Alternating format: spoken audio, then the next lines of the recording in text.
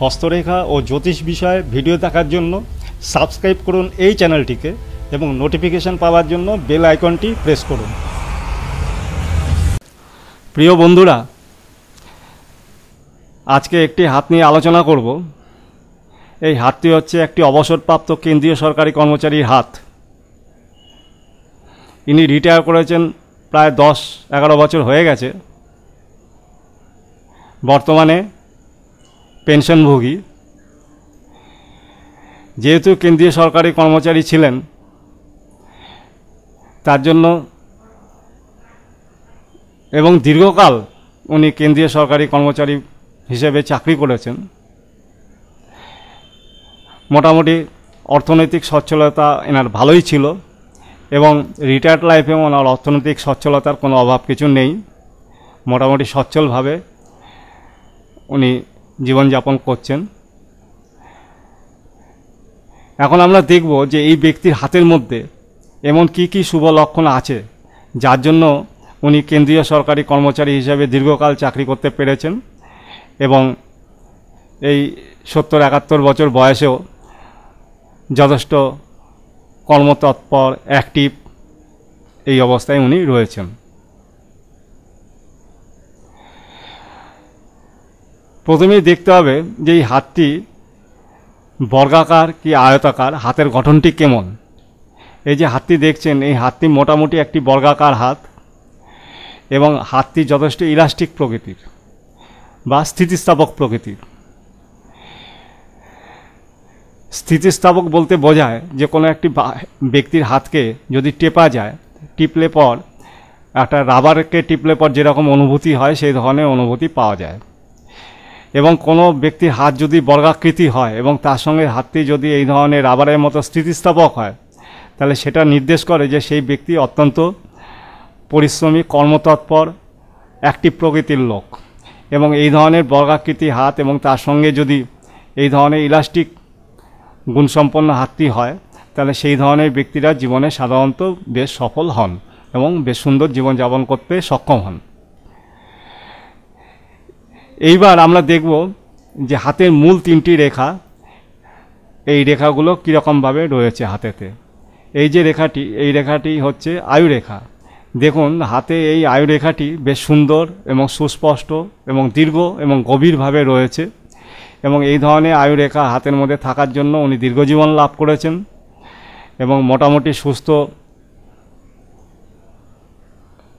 জীবন উনি যাপন করছেন। এরপরে যে রেখাটি, সেই রেখাটি হচ্ছে শিরোরেখা। এই শিরোরেখা থেকে একটি মানুষের মেধা শক্তি, মস্তিষ্ক পরিচালনা করার শক্তি, তার চিন্তা ভাবনা করার ক্ষমতা, তার বুদ্ধি, তার প্রতিভা সমস্ত কিছু বিচার করা হয়। তো এই শিরোরেখাটি কোনো ব্যক্তির হাতে যত দীর্ঘ এবং সুস্পষ্ট এবং গভীরভাবে থাকে ততটাই ভালো এবং সেই ব্যক্তি ততটাই বেশি মেধাসম্পন্ন হন। তো এই ব্যক্তির হাতে যেটা দেখতে পাচ্ছি যে শিরোরেখাটি বেশ সুন্দর এবং স্পষ্টভাবে রয়েছে, খুব বেশি দীর্ঘ না কিন্তু একদম আড়াআড়িভাবে হাতের মধ্যে রয়েছে। এই ধরনের আড়াআড়ি সুস্পষ্ট রেখা, শিরোরেখা যদি কোনো ব্যক্তির হাতে থাকে, তারা খুব বাস্তববাদী প্রকৃতির লোক হন। এরা বেশি কল্পনাপ্রবণ হন না এবং বাস্তববাদী হওয়ার জন্য এরা কিন্তু মেটেরিয়ালিস্টিক ফিল্ডে যথেষ্ট সফল হন। তো শিরোরেখাটি মোটামুটি বেশ ভালোভাবেই আছে। এরপরের যে রেখাটি সেটি হচ্ছে হৃদয় রেখা। এই হৃদয় রেখা যে কোনো ব্যক্তির হাতে যদি সুস্পষ্টভাবে যদি থাকে, সেটি তার হৃদয়বৃত্তি এবং তার ফিজিক্যাল হার্টের কন্ডিশনকে নির্দেশ করে। তা এই হাতে হৃদয় রেখাটি বেশ সুস্পষ্টভাবে রয়েছে এবং দীর্ঘভাবে রয়েছে এবং হৃদয় রেখাটির মধ্যে দেখুন একদম যেখান থেকে গিয়ে শুরু হয়েছে সেখানেতে 2টি ভাগে বিভক্ত হয়ে গেছে। এই ধরনের হৃদয় রেখা যদি কোনো ব্যক্তির হাতে থাকে, সেই সব ব্যক্তিরা কিন্তু মানসিক দিক দিয়ে, হৃদয়ের দিক দিয়ে খুব উন্নত স্তরে হন এবং এই ব্যক্তিও হৃদয়ভিত্তিক দিক দিয়ে, চিন্তাভাবনা চেতনার দিক দিয়ে যথেষ্টই হৃদয়বান লোক, খুবই ভালো লোক।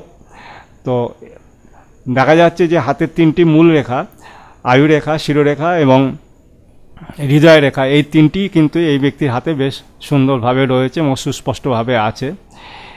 আর এরপর যে রেখাটি দেখা খুব দরকার সেটা হচ্ছে ভাগ্যরেখা। এই ভাগ্যরেখাটি কিন্তু দেখুন যে হাতের কবজির দিক থেকে সাধারণত থাকে, কিন্তু এই ক্ষেত্রে কিন্তু হাতের কবজির দিক থেকে নেই। রেখাটি যেটা যেখানে দেখা যাচ্ছে যে বয়স থেকে শুরু হয়েছে, এটা মোটামুটি 27 বছর বয়স, এবং 27 বছর বয়সের থেকে শুরু হয়ে রেখাটি শনির ক্ষেত্রের দিকে উপরে উঠে গেছে, এবং সেটা নির্দেশ করছে যে এই 27 বছর বয়সের পর থেকে ওনার কিন্তু ভাগ্যোন্নতি হয়েছে, এবং তারপর থেকে ওই বয়সের পর থেকে ওনার কিন্তু অর্থনৈতিক দিক দিয়ে সচ্ছলতার কখনো কোনো অভাব হয়নি। এবং এই যে ভাগ্যরেখাটি, এই ভাগ্যরেখাটি শেষ হয়েছে গিয়ে একটি মৎস্য চিহ্নে। ভালো করে খেয়াল করে দেখলে বুঝতে পারবেন যে ওইখানে একটি মৎস্য চিহ্ন রয়েছে, এবং এই মৎস্য চিহ্নটি শনির ক্ষেত্রেতে রয়েছে, এবং ভাগ্যরেখার শেষে এই ধরনের একটি মৎস্য চিহ্ন থাকার জন্য এই ব্যক্তির কিন্তু অর্থনৈতিক সচ্ছলতার দিক দিয়ে কখনোই খুব একটা অভাব কিছু হবে না, এটাকে নির্দেশ করছে।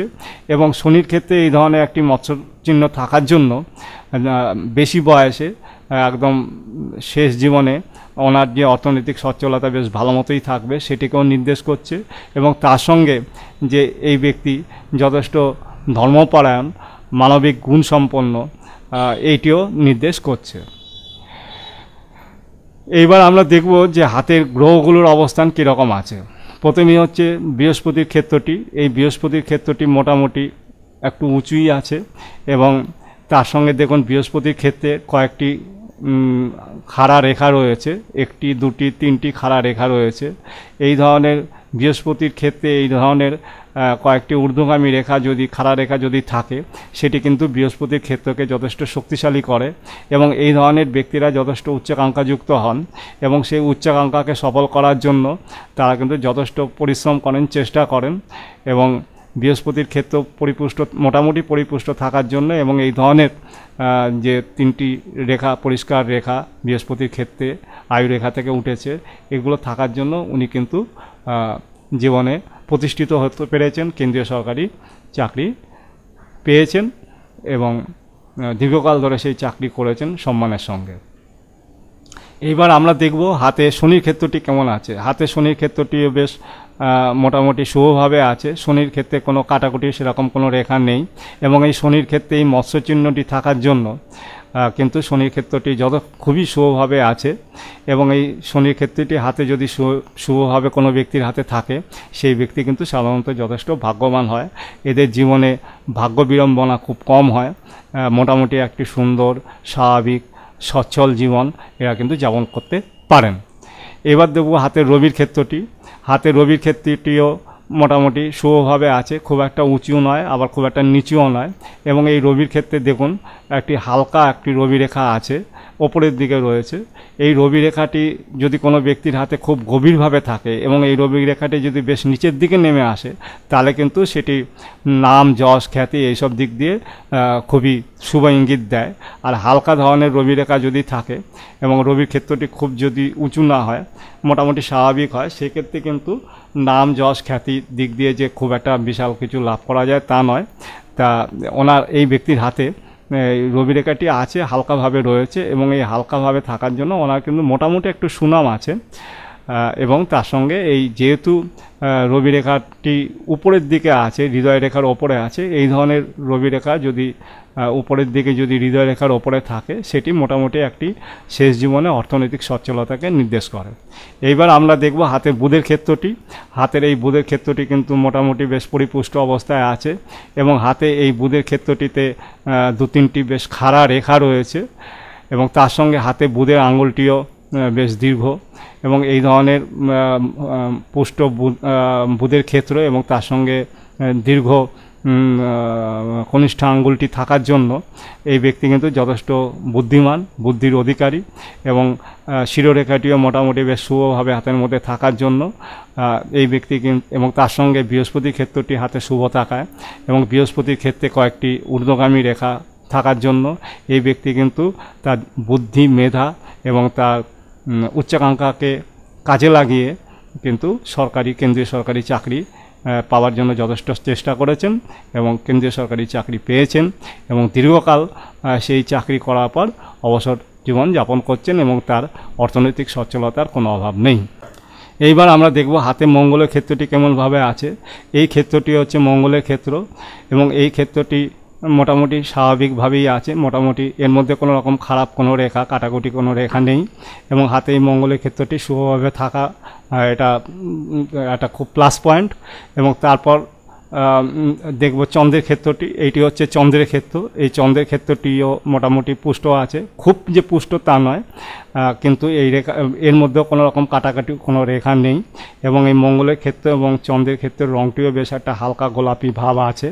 এবং শুধু তাই না, হাতে বৃহস্পতির ক্ষেত্র, শনির ক্ষেত্র, রবির ক্ষেত্র, বুধের ক্ষেত্র, এইসব ক্ষেত্রগুলোতেও একটা হালকা গোলাপি ভাব রয়েছে এবং এই ধরনের হালকা গোলাপি ভাব যদি সমগ্র হাতের মধ্যেই যদি থাকে এবং তার সঙ্গে হাতটি যদি বেশ ইলাস্টিক প্রকৃতির হয় এবং হাতটি যদি স্কোয়ার প্রকৃতির হয়, তাহলে কিন্তু সেই ব্যক্তি যথেষ্টই জীবনে সুন্দর স্বাভাবিক সফল জীবনযাপন করতে পারে। এবার আমরা দেখব শুক্রের ক্ষেত্রটি। এই ক্ষেত্রটিকে বলা হয় শুক্রের ক্ষেত্র এবং এই শুক্রের ক্ষেত্রটি দেখুন বেশ উঁচু, মাংসল, পরিপুষ্ট, এর মধ্যে কোনো কাটাকুটি রেখা বা বিশেষ কোনো রেখা নেই এবং এই জন্য হাতে শুক্রের ক্ষেত্রটিও বেশ সুন্দরভাবেই আছে। এবং এই সুন্দর কোনো ব্যক্তির হাতে যদি শুক্রের ক্ষেত্রটি বেশ সুন্দরভাবে যদি থাকে, পরিপুষ্টভাবে থাকে, সেটা কিন্তু তার মধ্যে যে একটা হাসি খুশি ভাব, তার যে একটা উৎসাহ উদ্দীপনা থাকে, মানুষের প্রতি প্রেম প্রীতি সহানুভূতি থাকে, সেগুলোকে নির্দেশ করে।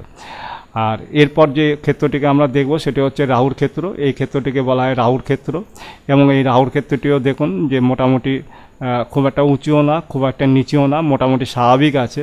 এবং সবচেয়ে বড় প্লাস পয়েন্ট যেটা, সেটা হচ্ছে এই রাহুর ক্ষেত্র থেকে কোনো রেখা বেরিয়ে কিন্তু ওই আয়ুরেখাকে বা শিরোরেখাকে বা অন্য কোনো মূল রেখাকে, ভাগ্যরেখাকে ছেদ করতে পারেনি। এবং বেশিরভাগ ক্ষেত্রেই দেখা যায় যে সরকারি কর্মচারী যারা হয় এবং যেসব মানুষ জীবনে খুব একটা প্রতিকূল অবস্থার সম্মুখীন যারা হয় না, তাদের হাতে কিন্তু এই রাহুর ক্ষেত্র থেকে রেখা খুব কম বের হয় বা রাহুর ক্ষেত্র থেকে রেখা বেরিয়ে এই মূল রেখাগুলোকে, আয়ুরেখা, শিরোরেখা বা ভাগ্যরেখাকে তারা ছেদ করে না। আর যেসব ব্যক্তির হাতে এই ধরনের রেখা রাহুর ক্ষেত্র থেকে বেরোয় তারা কিন্তু নানা রকম বাধা বিপত্তির সম্মুখীন হয়।